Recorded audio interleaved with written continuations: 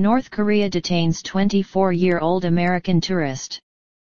North Korea said on Friday it had detained a 24-year-old American this month who demanded asylum after arriving in the country on a tourist visa in a gross violation of its legal order. The announcement was made while U.S. President Barack Obama was visiting South Korea, one of Washington's closest allies and still technically at war with Pyongyang. A relevant organ of the DPRK put in custody American Miller Matthew Todd on April 10 for his rash behavior in the course of going through formalities for entry into the DPRK to tour it. North Korea's KCNA news agency said, using the country's official name, the Democratic People's Republic of Korea. KCNA said the detained man had a tourist visa for the DPRK, but tore it to pieces and shouted that he had come to the DPRK after choosing it as a shelter. URI Tours, a New York-based travel agency that specializes in trips to North Korea, identified the tourist as Matthew Miller, and said in a statement on their website that he had been visiting the country on a private tour. "We are doing all we can to assist Mr. Miller through this process," the statement said, adding that the tour agency had been working with diplomatic entities to try and secure Miller's release. The U.S. State Department said it was aware of reports that a U.S. citizen had been detained in North Korea and it was in touch with the Swedish embassy in Pyongyang on the issue. "We don't have additional information to share at this time," U.S. State Department spokeswoman Jen Psaki told a regular news briefing.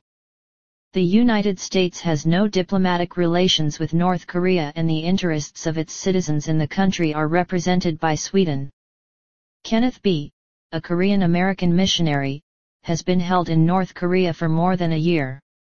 He was arrested as he led a tour group in the country in 2012 and sentenced to 15 years of hard labor on charges of state subversion. North Korea has twice cancelled visits by Robert King, the U.S. Special Envoy for North Korean human rights issues, to discuss B's case.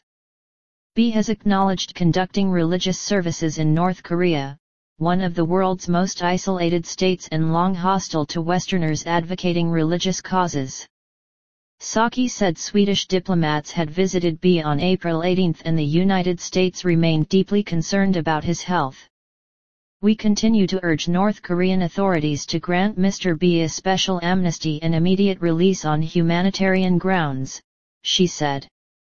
B's family says he suffers from a variety of health issues, including diabetes, an enlarged heart, kidney stones and severe back pain.